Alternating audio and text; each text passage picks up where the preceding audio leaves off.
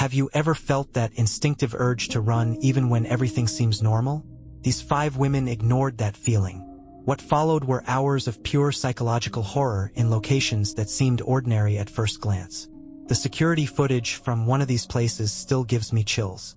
Watch their stories and learn why some places should remain empty. I'm Dr. Sarah Reeves, and this was supposed to be a routine dive. The Blue Hole system off the coast of Belize held promised new species of cave-dwelling fish that could revolutionize our understanding of evolution in extreme environments. That's what I told my department head. That's what I put in my grant proposal. But I had another reason for coming here alone. Something I saw 3 months ago on my last expedition. Something that shouldn't exist at these depths. I adjusted the straps on my rebreather one final time as dawn broke over the Belizean coast. The water was calm, almost unnaturally so, creating a mirror-like surface that seemed reluctant to be broken. This would be my 27th dive into the Blue Hole system, but something felt different today. The usual pre-dive excitement was tainted with an undercurrent of apprehension that I couldn't quite shake. 3 months ago, during what should have been a routine survey, I saw something that defied explanation, a flash of organized bioluminescence unlike anything documented in marine biology literature. The image had haunted my dreams ever since, drawing me back here despite my better judgment. I'd fabricated a research proposal about cave-dwelling fish species to secure funding, but my true purpose ran deeper than mere academic curiosity. The weight of my equipment settled comfortably as I slipped beneath the surface. The familiar embrace of the water welcomed me, and I began my methodical descent into the upper chambers. My primary light cut through the crystal-clear water, illuminating the limestone walls that had been shaped by millennia of geological processes.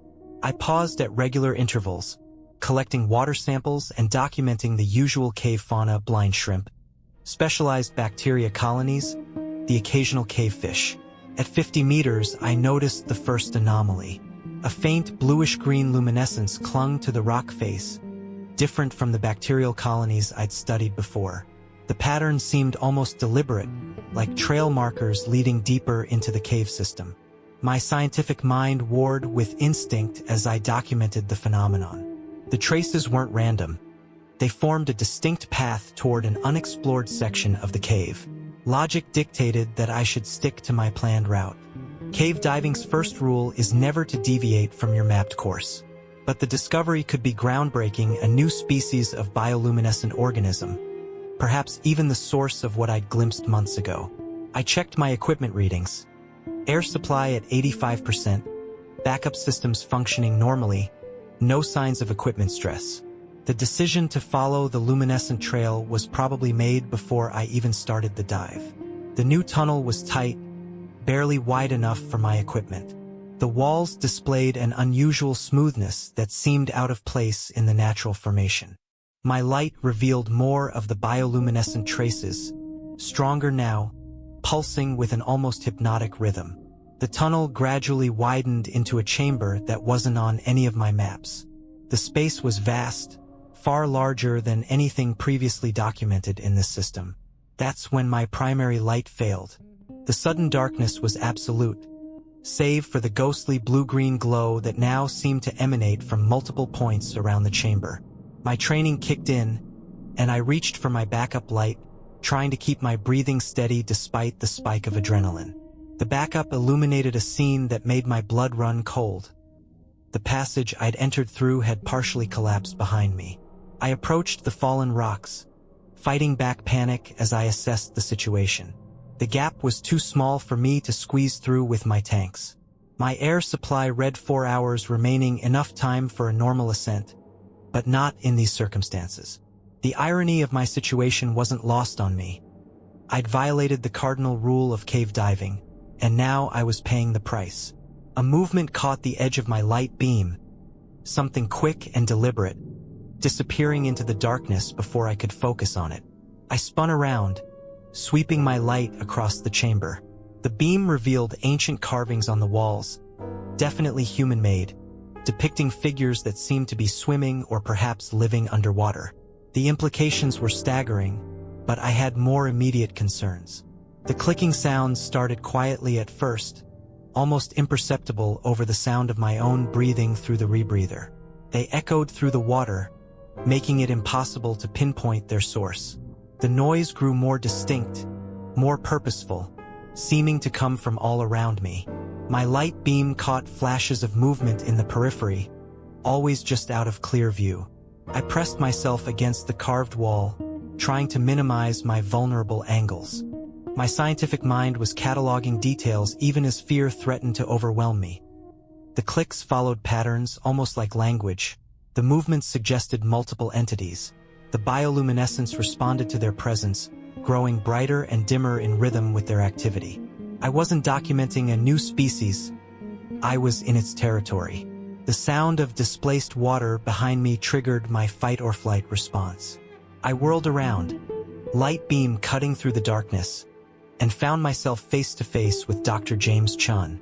His presence was so unexpected, so impossible, that for a moment I thought I was hallucinating. The marine archaeologist had been declared missing 2 weeks ago, yet here he was, gesturing frantically for me to follow him. Chun led me to a pocket of air trapped in a dome-like formation near the chamber's ceiling. As I surfaced in the pocket, the reality of his survival seemed even more improbable.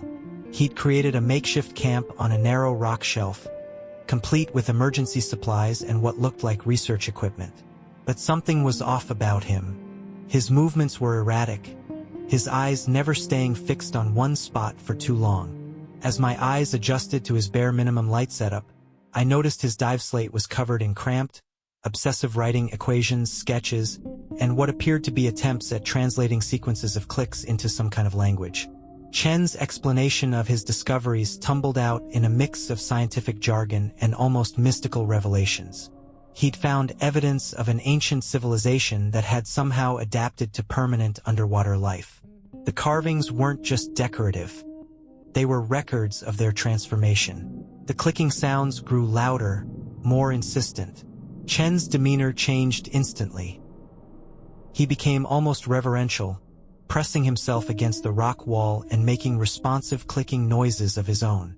The bioluminescent patches around us pulsed in patterns that I was now certain were deliberate communication. My air supply gauge read just under 3 hours. Movement in the water below our air pocket caught my attention. The creatures were more visible now, their bodies adapted for the crushing depths. Bioluminescent organs pulsed beneath translucent skin, and their eyes were developed far beyond any cave-dwelling species I'd ever studied. They were humanoid, but evolution had sculpted them into something perfectly adapted to their lightless world. The scientist in me was fascinated. The survival instinct screaming in my hindbrain was terrified. Chen's behavior became increasingly erratic as he attempted to explain his breakthrough in communicating with them. He insisted they were far more than simple cave adaptations. They were the next step in human evolution, preserved in these depths for millennia. But as he spoke, I noticed the remains partially hidden behind his supplies. Diving equipment from other victims, some recent, some so old they were barely recognizable. The reality of my situation crystallized with horrible clarity. Chun wasn't just studying these creatures. He was protecting them, becoming their willing accomplice. The way he positioned himself between me and the nearest exit passage made his intentions clear. In his mind, he was preserving their secrets. The archaeological find of the century had consumed his sanity. My survival training kicked in. I had to treat this as a double emergency: the immediate threat of the creatures and the unpredictable human element. My research kit contained a prototype bioluminescent marker designed to track deep-sea marine migrations. In theory, its chemical signature would overwhelm any natural bioluminescence. It was meant to be my backup plan for marking the new fish species I was supposedly here to study. The next few moments passed in a blur of desperate action. I activated the marker, turning the entire chamber into a chaos of competing light signals. The creatures recoiled, their own bioluminescent communication disrupted. Chun lunged for me, but 15 days in the cave had weakened him. I slipped past, back into the water. In the confusion, I spotted something I'd missed before, a narrow vertical fissure, barely visible, but showing signs of current movement. It had to lead somewhere. Chen's desperate warning clicks echoed behind me, mixing with the alien's own sounds, but I was already squeezing into the fissure. My tanks scraped against the rock as I forced my way upward, following the flow of water. The passage narrowed to the point where I had to exhale completely to make it through. My computer showed dangerously low air levels now. Small cuts from the sharp rock leaked blood into the water. The last thing I heard before the current caught me was the sound of something large entering the fissure behind me. I broke the surface half a kilometer from my entry point in a previously undocumented cave opening. The morning sun was directly overhead. I'd been down for over 6 hours. The Coast Guard report would later describe my emergency pickup as a routine rescue of a diver who'd strayed off course. My samples and photos were inconclusive. Equipment failure had corrupted most of the data. But I knew what I'd seen. The official search for Dr. Chun was called off a week later. Sometimes, on calm nights, I stare at the ocean and wonder if we ever had the right to disturb their domain. The latest marine surveys show unexplained migrations of deep-sea life toward the coast, and occasionally, local fishermen report hearing strange clicking sounds in the deep channels. Some things, I've learned, should remain in darkness. I never expected my National Geographic snow leopard assignment to turn into a nightmare. Sure, I'd tracked dangerous animals before. That's basically my job description as a wildlife photographer. But nothing in my decade-plus career could have prepared me for what happened in those mountains. I remember checking the weather forecast obsessively that late October afternoon. The clouds hung low and mean, promising snow, and the temperature kept dropping as I pushed my Jeep up that winding mountain road. My plan was simple: reach the research station before dark. But plans have a way of falling apart, don't they? The first sign of trouble was a weird knocking from my engine. Then, 15 miles from the nearest town, my trusty Jeep just died. Perfect timing, right? There I was, stuck on the creepiest stretch of road imaginable, with these massive pines and spruces crowding in on both sides, their branches sagging with early snow. Of course, my phone showed no service, because why would anything go right at this point? After messing around under the hood for a while, and finding absolutely nothing helpful, I had to face facts. I was spending the night in my car. Thank God I'm paranoid about emergency prep. I had my Sub-Zero sleeping bag and enough protein bars to last days. I figured I'd just flag down some help in the morning. No big deal. Except it was a big deal. A really big deal. I couldn't sleep for shit in the back seat. The wind kept picking up, making my Jeep rock like a cradle from hell, and the trees wouldn't stop their creepy moaning. Then, at midnight, I heard it, this scratching sound that made every hair on my body stand up. At first, I tried to convince myself it was just branches on metal, but no, this was different, deliberate, like something was testing my car's weak points. Here's the thing about being a wildlife photographer: you develop these instincts, and every single one of mine was screaming that something was deeply, fundamentally wrong. I stayed perfectly still, listening as whatever it was moved from the back of my Jeep toward the driver's side. When it reached the front, I finally got the courage to peek through my frosted windows. The tracks I saw in the moonlight, they still give me nightmares. They looked almost like mountain lion prints, but wrong. So wrong. They were massive. First of all, I'd never seen anything close to that size. But worse was how they were arranged. These weren't four-legged animal tracks. Whatever made them was walking on two legs, but with this bizarre, unnatural gait. I photographed everything. That's what we do, right? Document the impossible? But as I was checking the images on my camera display, I heard this sound, like a whistle that turned into something trying to laugh. I still get chills thinking about it. The rest of that night was pure torture. I white-knuckled my bear spray until dawn, jumping every time the wind changed direction. When morning finally came, I almost convinced myself I'd imagined it all. Then I saw the scratches on my Jeep, deliberate, precise marks that no branch could make. When Ranger Wheeler showed up in his Forest Service truck, I nearly cried from relief. He seemed normal enough at first, just your typical gruff mountain man type. But when I showed him those track photos, man, I've never seen someone's face change so fast. He got this look like he'd just seen a ghost, and suddenly he was insisting on towing me to his station instead of town. The way he kept scanning the trees as he hooked up my Jeep, hand hovering near his gun, I knew something was seriously wrong. Then, during the drive, I saw it. Just for a second, through the trees, this tall, pale thing moving in a way nothing should be able to move. I blinked and it was gone. But one look at Wheeler's face told me he'd seen it too. By the time we reached his station, my nerves were completely shot. Wheeler's place was exactly what you'd expect. A sturdy wooden building surrounded by tall pines, with his radio equipment and weather monitoring systems humming quietly in the background. The normality of it was almost comforting, until the power went out. The sudden darkness hit like a physical thing. Wheeler muttered something about checking the generator and disappeared into the night.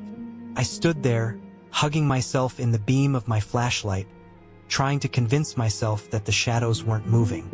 Then came the scream, a horrible strangled sound that cut off too quickly. My hands shook as I swept the flashlight beam across the station's yard. Empty. Just Wheeler's footprints in the snow leading toward the generator shed. I shouldn't have gone looking. Everything I knew about survival said to stay put, stay safe. But I couldn't just leave him out there. The generator shed was empty, but the snow around it told a violent story. Signs of struggle, drops of blood, and those same impossible footprints from earlier. Only now there were multiple sets. They led into the dark forest, where my flashlight beam disappeared into the thick trees. Back in the station, I discovered Wheeler's research scattered across his desk. Missing persons reports dating back decades. Old newspaper clippings about mysterious disappearances. Detailed notes about local Native American legends warning about creatures they called the Hungry Ones.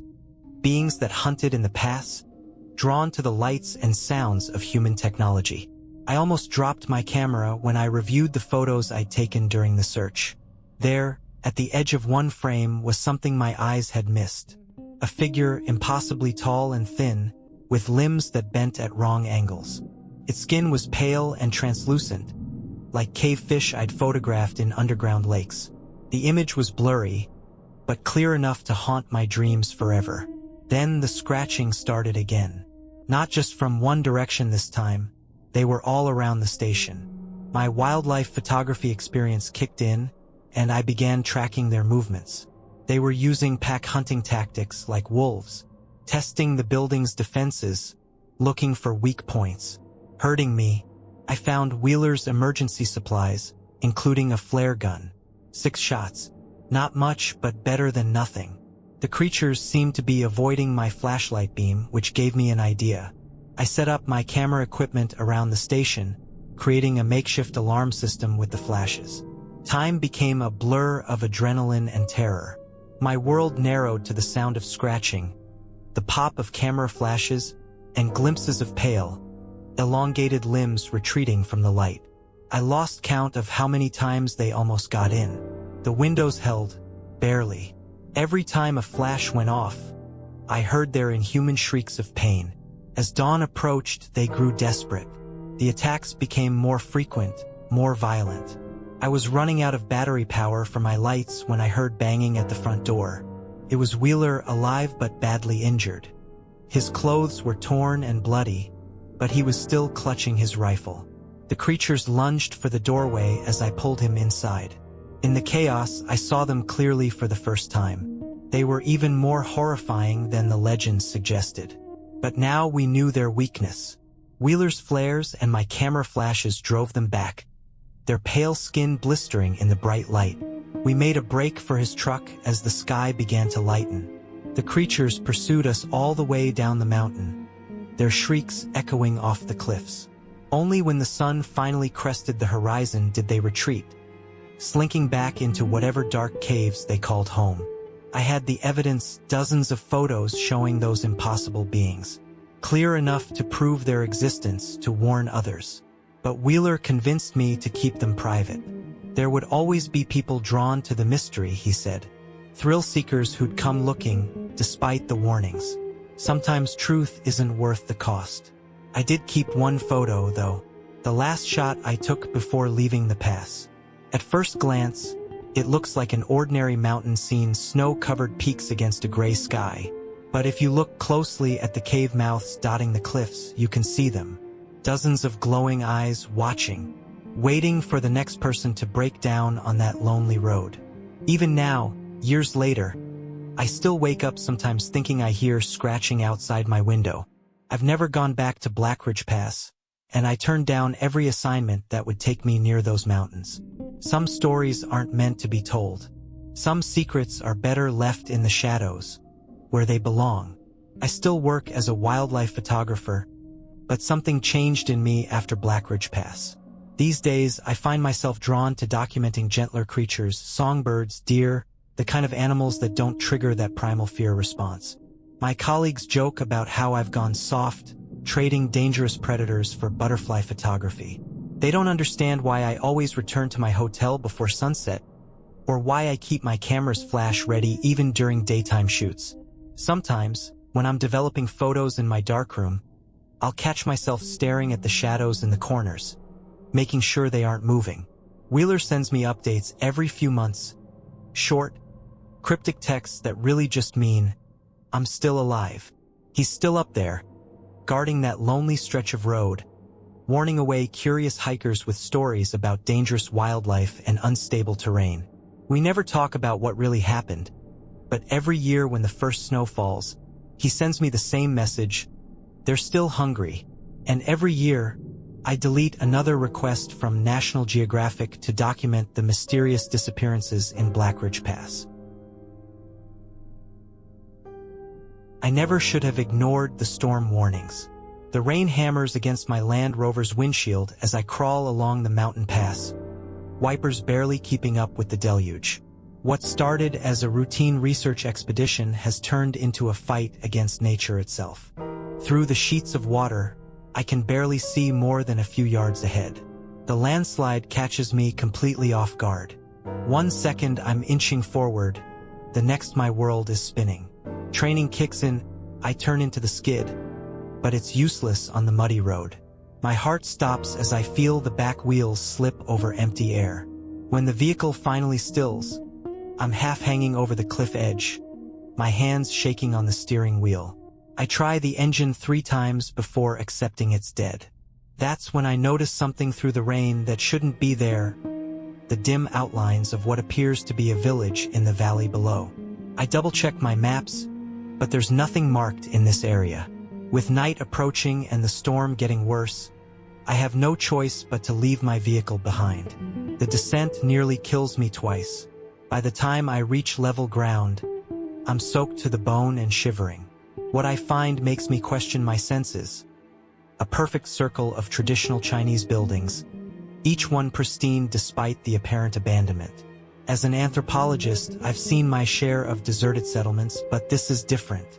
There's no decay, no fallen leaves, no signs of age at all. Just immaculate emptiness.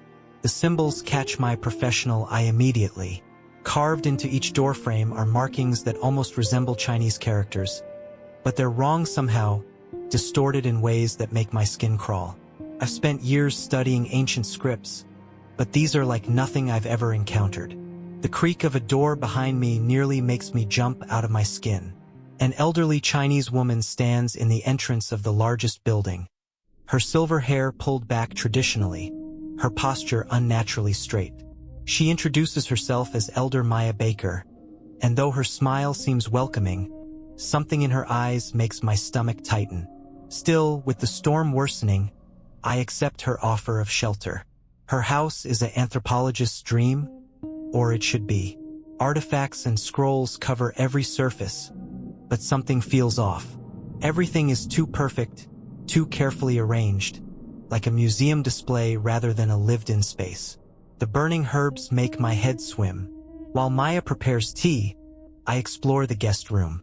A loose floorboard reveals a hidden journal that makes my blood run cold. I recognized the name immediately: James Foster, a colleague who vanished in this region 6 months ago. His entries start normally enough but grow increasingly disturbing. He wrote about disappearances during blood moons, about ancient rituals still being practiced in secret. The final entry is barely legible, the pages stained dark brown. I don't want to think about what those stains might be. Thunder crashes outside, and I realize the storm has turned the mountain paths into impassable torrents. I'm trapped here at least until morning. Then I remember Foster's notes about the lunar cycle, and my throat goes dry as I check the date. Tonight is a blood moon. I hear Maya's footsteps approaching and barely manage to hide the journal before she appears in the doorway. The kind elderly woman act has vanished completely. What stands before me now seems ancient, predatory. In the candlelight, her shadow moves wrong, stretching across the floor like dark fingers reaching for my feet. I watch Maya's shadow writhe across the floor and try to convince myself it's just the candlelight playing tricks. But I know better. The way she looks at me now reminds me of a documentary I once saw about predators stalking their prey. There's that same patient hunger in her eyes. She gestures for me to follow her to dinner, and I realize I have no choice. My anthropological training kicks in: observe, analyze, survive. The dining room is lit by dozens of candles, their flames casting dancing shadows on walls covered in those same twisted symbols I saw outside. Now, seeing them all together, I start to notice a pattern. My years studying ancient Chinese dialects finally prove useful. These aren't random distortions, they're an evolution, or maybe a devolution of much older characters. As I eat the soup Maya serves, trying not to think about what might be in it, I begin to piece together their meaning. They tell a story of hunger, of sacrifice, of something ancient that needs to be fed. The storm outside intensifies, but there's another sound underneath the thunder, chanting, barely audible, coming from somewhere below the house. Maya pretends not to notice my reaction when I hear it. Instead, she tells me about the village's history, every word clearly calculated. But I'm only half listening, my mind racing to decode more of the symbols while trying to keep my growing terror from showing on my face. Foster's journal entries flashed through my mind. He'd started to decode these same symbols before he vanished. His final notes mentioned a basement, a hidden chamber beneath the village's central building, this building. As Maya turns to fetch tea, I notice her traditional robe doesn't quite hide a dark stain near the hem. It looks fresh. Then I see it through the window. The storm clouds are finally breaking apart, and behind them, the moon is rising. It's huge, impossibly red, painting everything in a bloody glow. The chanting grows louder. Maya's smile widens, showing teeth that seem sharper than they did before. I make my move when she turns away again, bolting from the table toward what I hope is the basement door. My heart nearly stops when I find it locked, but my trembling hands locate a hidden latch exactly where Foster described it.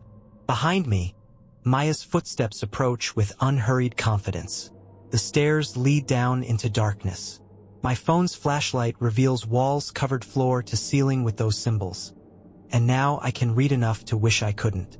They describe a bargain struck centuries ago. Sacrifices made to keep something ancient asleep beneath the village. But the entity's hunger has grown, demanding more frequent offerings. The villagers didn't really leave. They became the first sacrifices when their numbers dwindled too low to find outside victims. I hear movement in the darkness ahead. My light catches glimpses of shapes that should be human but aren't. Not anymore. Maya's voice echoes from above, no longer bothering to hide its inhuman edge. She explains with almost academic detachment that I'll have a choice: become one of them, or become their offering. The chamber at the bottom of the stairs is vast, ancient stones stretching beyond my light's reach. The chanting is coming from all around now. Dark figures emerge from the shadows, wearing robes like Maya's but moving in ways that make my mind recoil. These must be the missing villagers, transformed by whatever entity they worship. In the center of the chamber, a pit descends into absolute darkness. The chanting reaches a crescendo as something begins to rise from its depths. My anthropologist's mind tries to connect it to known mythologies, but nothing in my studies prepared me for this horror. What happens next is a blur of desperate survival instinct. I remember running, climbing, finding a narrow shaft that must ventilate the chamber. The cultists are surprisingly slow, their transformed bodies not built for quick pursuit. Maya's rage echoes behind me as I squeeze through spaces too small for their distorted forms to follow. I emerge into the blood moon's light, gasping for air. The village is transforming around me, the pristine buildings revealing their true, decaying nature. I run through the rain, my feet somehow finding purchase on the muddy slope. Behind me, inhuman shrieks fill the air. I reach my Land Rover as dawn breaks. The engine starts on the first try because of course it does. They wanted me to find the village. As I speed away, I glance in my rearview mirror. The village is gone, as if it never existed. Only my muddy clothes, Foster's journal in my bag, and the lingering sound of chanting in my ears prove it was real. I know what I should do, report everything, warn others.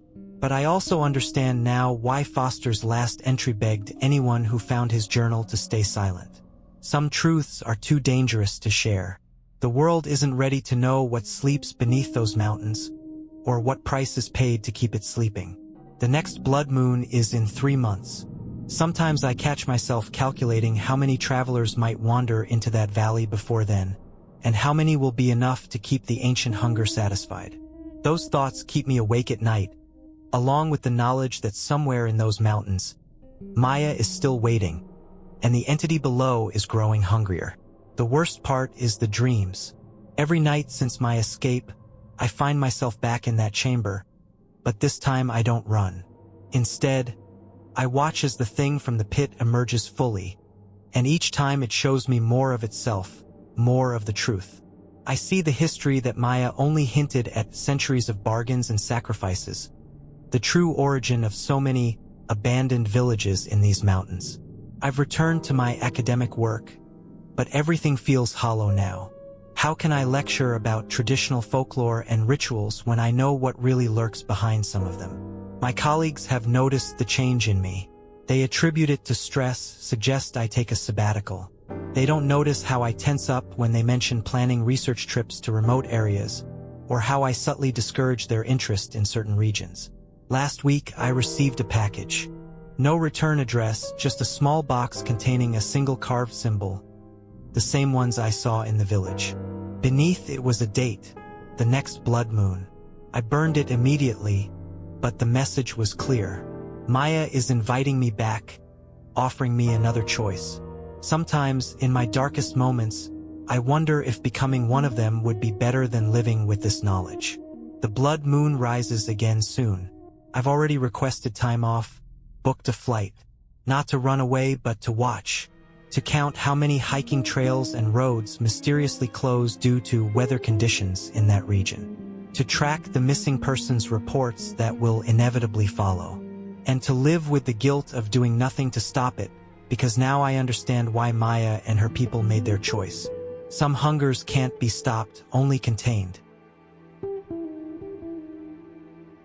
I pulled up to Blackwood State Park's main ranger station, listening to the familiar crunch of gravel under my old hiking boots. Finally, my own station.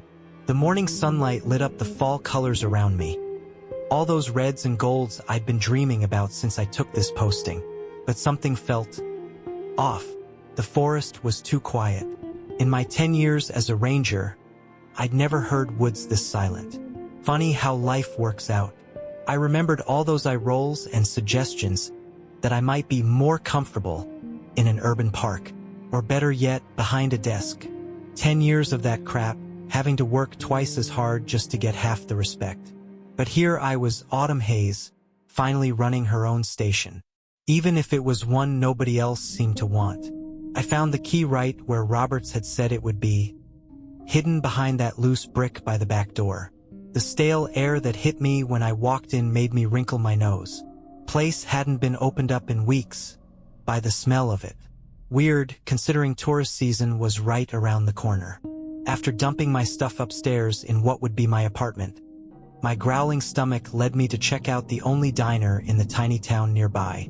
Real old-school place, probably looked exactly the same as it did when they built it back in the 50s. The woman behind the counter kept watching me as I sat down. She had this intense look about her, hair pulled back so tight it had to hurt. She said her name was Martha Lewis. She'd owned the place for decades. The moment I mentioned I was the new ranger, something changed in her face. Fear? Worry? She tried hiding it behind weather talk, but I could tell something was eating at her. It wasn't until she brought my eggs that she finally spilled. Called it the autumn curse.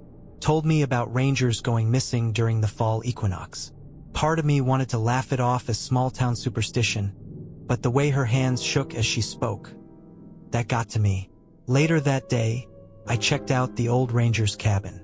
Jake Miller lasted almost a year before he vanished last fall. Everything was exactly what you'd expect except the desk. Someone had been there recently, the dust pattern was all wrong. I found his journal in the top drawer. Started out normal enough, weather, animals, maintenance stuff. Then it got weird. Writing about being watched. Shadows moving the wrong way. Some markings he found in the woods. The last entry was barely readable. All this crazy stuff about them coming through and the forest taking its guardian. My hands were shaking as I closed that journal. Through the window, I watched the sun going down. Those long shadows creeping across the forest floor. The wind picked up, bringing that sweet rot smell of fallen leaves. For the first time since I'd arrived, I wondered if I'd made a mistake coming here. The rational part of my brain tried telling me Jake just went stir-crazy out here alone. But as the light faded, something felt seriously wrong about these woods. With the equinox coming in 2 days, I had this sick feeling I was about to find out what happened to all those missing rangers. I shoved Jake's journal in my jacket and locked up, heading back to my station. The forest felt different in the dark, ancient, watching. Every few steps I'd catch movement out of the corner of my eye, but whenever I turned to look, it was just shadows and branches swaying in the wind. At least that's what I kept telling myself. The next morning, I couldn't shake off the heavy feeling in my gut. I spent hours poring over Jake's journal, trying to make sense of his ramblings about ancient markings. According to his notes, he'd found them deep in the western sector of the park, near Bear Ridge. I figured checking them out might give me some answers, or at least prove this was all in Jake's head. The hike took longer than expected. The trail seemed to wind differently than my map showed, like the forest itself was trying to lead me astray. When I finally found the spot Jake described, my blood ran cold. The rock face was covered in faded pictographs, crude figures with 2 long limbs reaching for human shapes. Below them, newer carvings warned about forest walkers and the harvest. The stone felt unnaturally warm under my fingers, despite the cool autumn air. I barely made it back to town before sunset. Martha was closing up the diner, but she took one look at my face and let me in. Over coffee that grew cold and untouched, she told me everything she knew. Every autumn equinox for the past century, someone connected to the forest disappeared. Usually rangers, sometimes hikers or loggers. The town had learned to look the other way, to stop asking questions. When I showed her the journal and described the pictographs, she aged 10 years before my eyes. That night, everything went wrong. My phone died first, not just no signal, but completely dead. Then the landline at the station started emitting this high-pitched whine before going silent. The radio only picked up static, occasionally broken by what sounded like whispering in a language I didn't recognize. The shadows in the corners of the room seemed deeper than they should be, moving when I wasn't looking directly at them. Just before midnight, the temperature dropped dramatically. Frost crept across the windows, forming patterns that looked disturbingly like faces. The wind picked up, but the trees outside moved against it, bending and swaying like seaweed in an invisible current. That's when I saw them, shadows moving between the trunks, too tall and fluid to be human. My flashlight beam passed right through them, but in the darkness, I could see them solidifying, taking shapes that hurt my eyes to look at. I spent the next day frantically searching through the station's old records. Behind a filing cabinet, I found a hidden panel containing documents dating back to the park's founding. They told a story about an ancient pact. The forest needed guardians, human souls to maintain the boundary between our world and something else. The original inhabitants had volunteered their shamans, but after European settlers drove them out, the forest began taking its guardians by force. The equinox arrived with an unnatural sunset, the sky bleeding colors I'd never seen before. That's when I saw Jake, or what was left of him. He emerged from between the trees, his form shifting between human and something else, his eyes ancient and full of stars. He tried to warn me, his voice echoing in my head rather than my ears. The forest had chosen me as its next guardian, and the others were coming to complete the transformation. I ran through the darkening woods, past trees that reached for me with branch fingers, through patches of shadow that tried to pull me in. I could feel them behind me, the forest walkers, the previous guardians, the things that lived in the spaces between spaces. They herded me away from town, away from escape, toward the heart of the forest. My ranger training kicked in. I used every trick I knew, doubling back, crossing streams, marking false trails. The darkness was almost complete now, but I knew these paths. I'd memorized them, lived them, even if the forest tried to change them. My flashlight batteries died, leaving me in a darkness broken only by strange, floating lights that beckoned me deeper into the woods. Somehow, I made it back to the ranger station.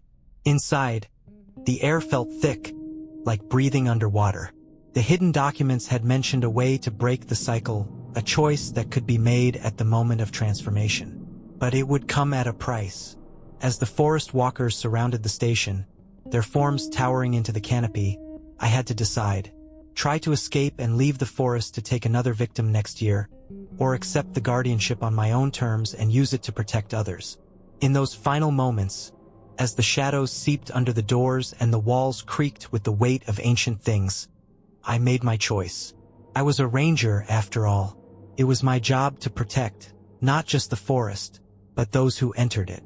Jake and the others had been taken by force, their transformations dark and twisted. But a willing guardian, that might be different. That might be a way to change things. I opened the door. The next morning, Martha found the ranger station empty, frost coating the windows despite the warm autumn day. But the forest felt different, she would later tell people. Less hungry. The shadows stayed where shadows should, and the silence no longer felt like a held breath. Some say that on quiet nights, when the moon is dark, they see a figure walking between the trees, neither fully human nor fully other, watching over the forest and those who wander into it, making sure no one else has to make the choice I did. They assigned a new ranger eventually. The disappearances stopped, and if I sometimes catch glimpses of someone in a ranger's uniform walking the trails after sunset, someone with stars in their eyes and autumn leaves in their hair, well, that's just part of being the caretaker of Blackwood State Park. I wasn't thinking about anything special while pushing my cart down floor 22. Just another night at Riverside Tower, counting the minutes until my shift ended. The place always felt different at night, emptier, older somehow. You notice things you don't see during the day, like the water stains on the walls or the way some of the ceiling tiles are starting to sag. I've been doing this job for 3 years now, ever since Maria got into college. Night shift pays better, and honestly, it's not so bad. Dave's usually around, he's the security guard, been here forever. We chat during my breaks sometimes while he drinks his coffee and reads those mystery novels he loves so much. It was getting close to midnight when I finished up the floor. Just had the lobby left to do, then I could head home. I remember checking my watch, 11:47. Funny how some details stick with you. The lights flickered as I was walking to the elevator, which wasn't too weird in this old building, but something made me hesitate. Maybe it was instinct, I don't know. The elevator took its sweet time opening, making this awful grinding noise I'd never heard before. When I got in, something felt wrong. Can't explain it exactly. Just this feeling in my gut that the air was different, heavier. I hit the lobby button and tried to shake off the weird feeling. We made it past floor 17, 16, and then everything went to hell. The whole elevator just stopped. Not like normal stops. This was violent, with this horrible screeching sound that made me want to cover my ears. The lights went crazy, flashing like some kind of messed up disco before settling into this weak, sickly glow. I'm not proud to admit it, but I panicked a little. Kept pressing the lobby button over and over, like that would magically fix things. When that didn't work, I grabbed the emergency phone. At first, all I could hear was static and these weird noises that might have been voices, might have been the building's ancient wiring acting up. But then the static started clearing up, and I heard them. Actually heard them. Multiple voices, talking over each other, trying to tell me something. I thought I was losing it at first, stress or exhaustion playing tricks on my mind. But they kept getting clearer, more urgent.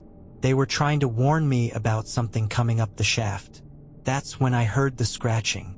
It was faint at first, could have been anything, but it didn't sound mechanical. It sounded alive. The security camera in the corner started spazzing out, which really didn't help my nerves. The little red light kept blinking faster and faster until it just died. The voices got more desperate, started telling me bits and pieces of their own stories. They'd all been here before, trapped just like me. What they described, I didn't want to believe it, but the scratching was getting louder, and there was this wet, sliding sound that made my stomach turn. I tried calling Dave on my cell, but the signal was gone. Just disappeared, like something was blocking it. Then the temperature dropped, not gradually, but like someone had suddenly opened a freezer door. I could see my breath in the dim emergency lights that were all that was left after the main ones gave out. The whole elevator started shaking. Little tremors at first, but they got worse.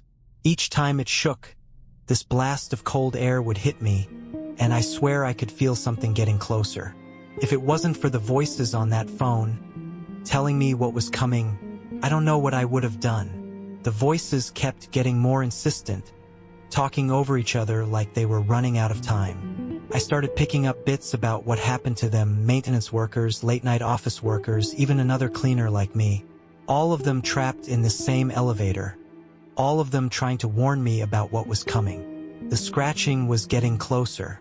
I could tell by the way the sounds echoed up the shaft. It wasn't regular anymore. Sometimes it would stop completely, like whatever was making it was thinking, planning. Those moments of silence were almost worse than the noise. My hands were shaking so bad I could barely hold the emergency phone. The cold got worse, like standing in a freezer. My uniform's not exactly made for winter, and I couldn't stop shivering. The emergency lights started flickering worse than before, and sometimes they'd go out completely for a few seconds. I hate admitting this, but I closed my eyes during those blackouts. Didn't want to see what might be visible in the dark. Then I heard something that made my blood freeze.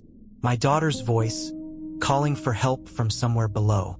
But that was impossible. Maria was at college, hundreds of miles away.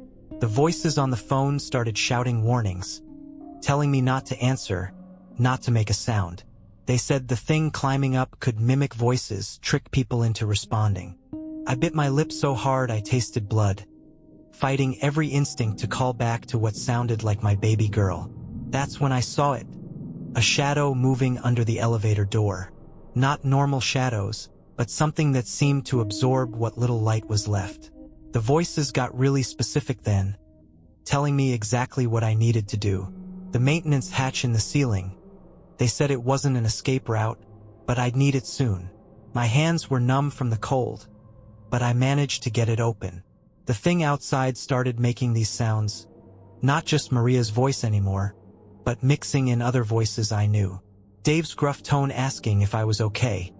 My sister Carmen wondering if I needed help. Even my late mother's voice. Something started seeping under the door. Looked like black smoke but moved wrong. Like it was thick and alive. The voices through the phone were practically screaming now, telling me to grab the emergency phone cable and wrap it around my waist. Told me to tie it to the handrail too, make it tight. I didn't understand why until I saw that black stuff starting to rise up the walls like some kind of sick tide. My brain kept trying to make sense of what I was seeing, but there wasn't any sense to it. The thing pushing through the gaps around the door wasn't solid, wasn't liquid, wasn't smoke. It was like all and none of those things. And it was hungry. I could feel that like a weight in my chest. An ancient kind of hunger that had nothing to do with food.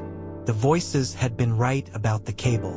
When that thing finally filled the bottom of the elevator, I had to pull myself up using the cable, hanging half through the maintenance hatch. The cold was unbearable up there, but at least that thing couldn't reach me properly. Tried though, God, did it try. These long, dark tendrils kept reaching up, trying to grab my legs.